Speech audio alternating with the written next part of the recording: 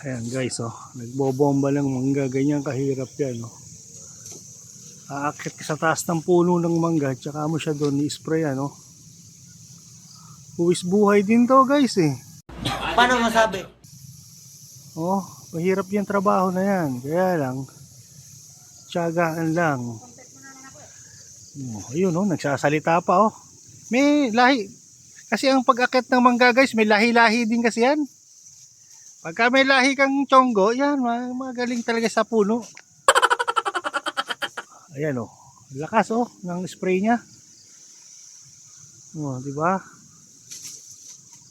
Hirap din ang buhay ng ano, ng bumbero. Bumbero kasi tawag nila diyan eh. Sila yung nagbobomba ng mga mangga. Oh, di ba? Buwis buhay talaga yan kasi oh. Isang maling tapak mo lang ng sanga.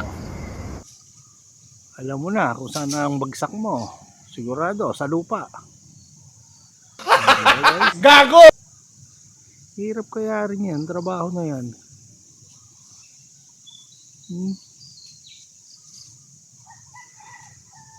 Tapos ang mangyayari, pagka marami na siyang bunga, biglang mababagyo. Diyos ko po, yung puhunan ng mga tao, at saka yung hirap, pagod, nawawala yon, lugi pa.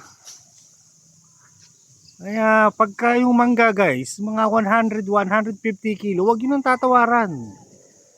Isipin nyo na lang, ayan oh. Hirap ng buhay ng mga bumbero na yan, mga nagpapabuhan ng mangga guys. Tingnan mo, diba?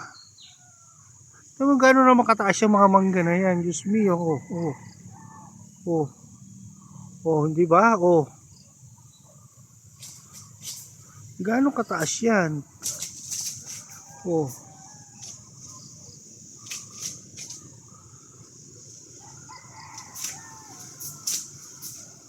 bago sumikat ang araw, nandito na sila, nagbabomba na ng mangga yung mga yan.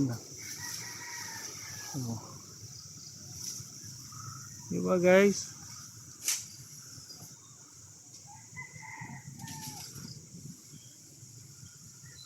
Hirap po, tinan mo.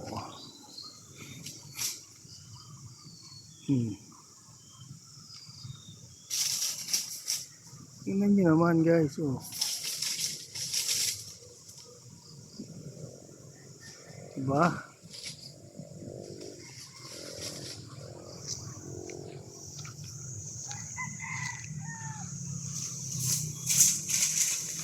Oh, tapos lilipat na naman siya ng ibang sanga.